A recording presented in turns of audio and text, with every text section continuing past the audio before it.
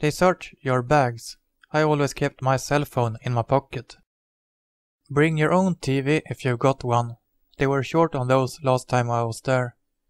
What the hell, don't you get a TV? So how do you go about bringing a TV? You're supposed to take it along when you enter? Exactly, or you can have visitors bring it. Anyone that's been to the institution Skenes?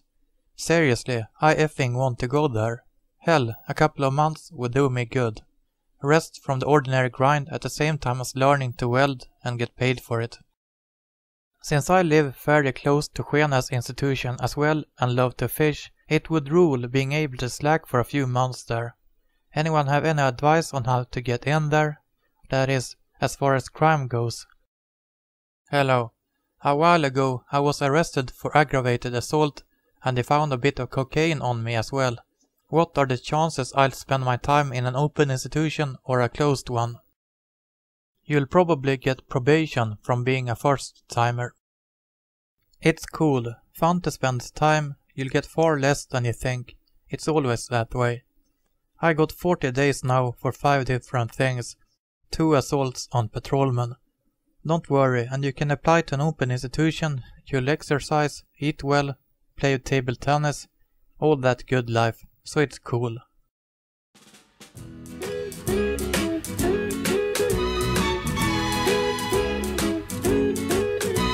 We're all going on a summer holiday, no more working for a week or two.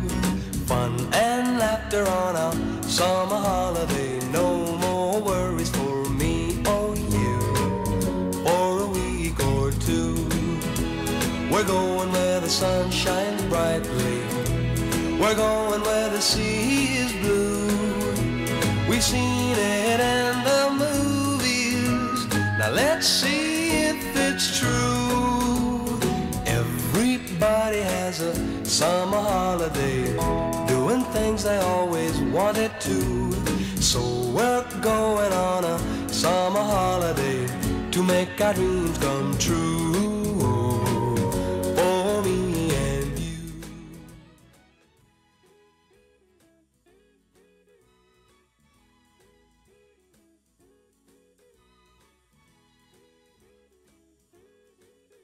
Paragraph 14 of the Law on the Treatment of Offenders says that an inmate should be provided with opportunity for adequate leisure activity.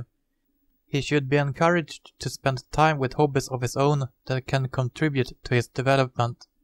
To the extent it is suitable, he should have opportunities to, through newspapers, radio and TV, follow what happens in the outside world. His need for recreation should be provided for to a reasonable extent.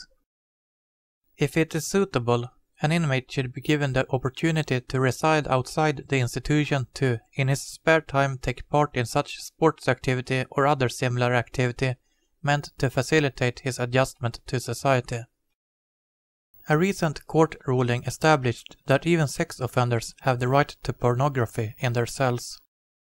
Following this, the Chancellor of Justice criticized a prison for attempting to withhold pornography from a man serving an 8-year rape sentence.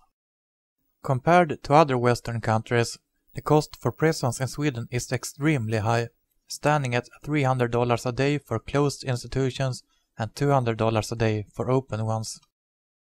In 1 year, that becomes $110,000 for a closed institution, to be compared with the average cost in the US, which is $24,000, or less than a quarter of the Swedish cost.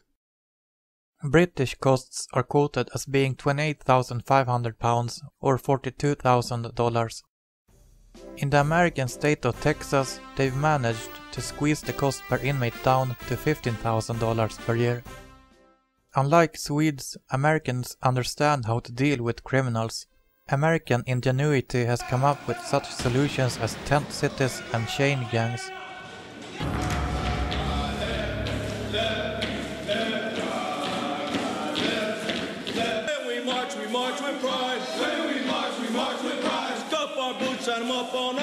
Swedes, on the other hand, paid $300 a day per inmate to provide them with facilities like these. And during the 1990s, part of the treatment for youth offenders was sending them on sailing boats headed for the West Indies and other exotic places, outright joyrides. If you watched certain left-wing documentaries, you might be under the belief that gun massacres are exclusive to the USA, but Sweden has had its share as well. Mattias Flink was a second lieutenant in the Swedish army who on the 11th of June 1994, after a fight with his girlfriend, armed himself with his service rifle and shoots dead 5 female volunteers near his army base. A little later he shoots 2 men as well. He was sentenced to life in prison, but this didn't stop him from enjoying regular furloughs.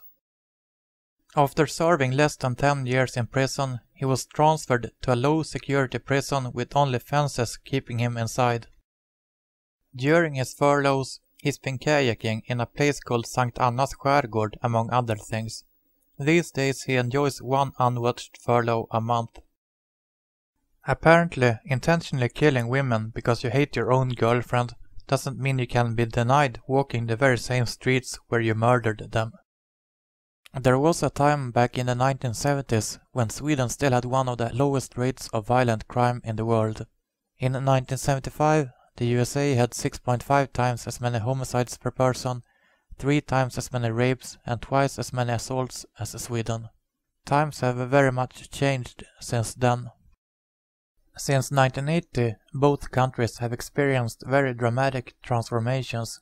The USA for the better, Sweden for the worse.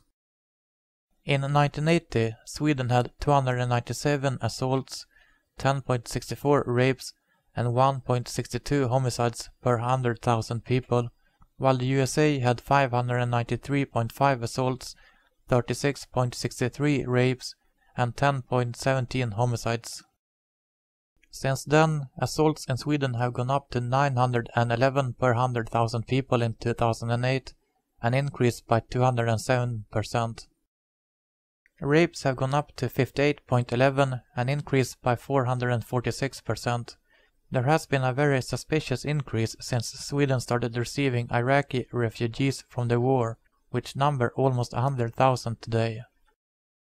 Homicides have gone up to 2.81 in 2008, an increase by 73%.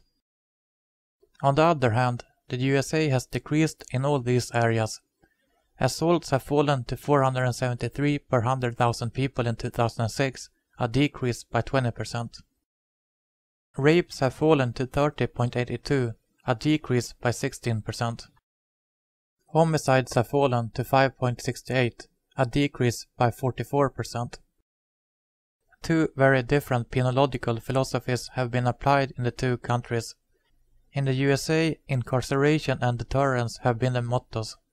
In Sweden, the justice system has attempted to rehabilitate the criminals and avoid long prison terms. If the trend since 1980 continues in both countries, this is what the future will hold. In 2030, Sweden will have 2,200 assaults per 100,000 people, while the USA will have 383. Sweden will have 220 rapes and the USA 26. And Sweden will finally pass the American homicide rate in 15 years. By 2030, Sweden will stand at 4.34 and the US at 3.32. The future is indeed looking very bright for Sweden, once one of the safest countries in the world. Sweden today has 3 times as high a homicide rate as neighboring countries Norway and Denmark. Only 5.8% of violent crime is resolved, only 4% of sexual assaults. The EU International Crime Survey of 2005 found that 10.8% of women had been victims of sex crimes in the past 5 years, up from 4% in 1994, the highest rate of all the measured countries. Things are looking bad in other areas as well. During the last 5 years, drug arrests in Sweden have doubled, going from 40,860 in 2003 to 77,658 in 2008.